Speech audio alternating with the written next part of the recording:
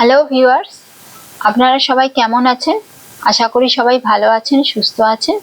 আমি এখন আপনাদের সাথে শেয়ার করতে চলেছি আজকে দুপুরে ঠাকুরের ভোগের কি মেনু ছিল, কি দিয়ে আমরা ঠাকুরকে ভোগ নিবেদন করতে পেরেছি ভগবানের আশীর্বাদে, সেটাই আমি আপনাদের সাথে এখন শেয়ার করছি।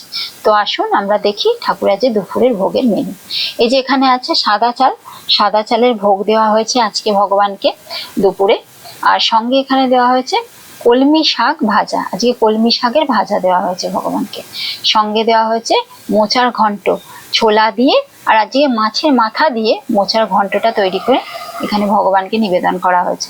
আর সঙ্গে দেওয়া হয়েছে চারা মাছের ঝাল, আজকে চারা মাছ হিসেবে কাতলাটা নেওয়া হয়েছে, কাতলার চারাটা নেওয়া হয়েছে, সেটা দিয়ে ঝাল করে দেওয়া হয়েছে, সর্ষে বাটা দিয়ে, শুকনো লঙ্কা বাটা দিয়ে, টমেটো দিয়ে ঝালটা করে দেওয়া হয়েছে ভগবানকে। আর সঙ্গে এখানে দেওয়া হয়েছে আমের চাটনি, আজকে আমের চাটনি ভগবানকে দুপুরের ভোগে দেওয়া হয়েছে। আর এখানে আছে জল। আর তো এটাই আজকে দুপুরে ভোগের বন্দোবস্ত ছিল ভগবানের। আমরা এটাই ভগবানের আশীর্বাদে করতে পেরেছি।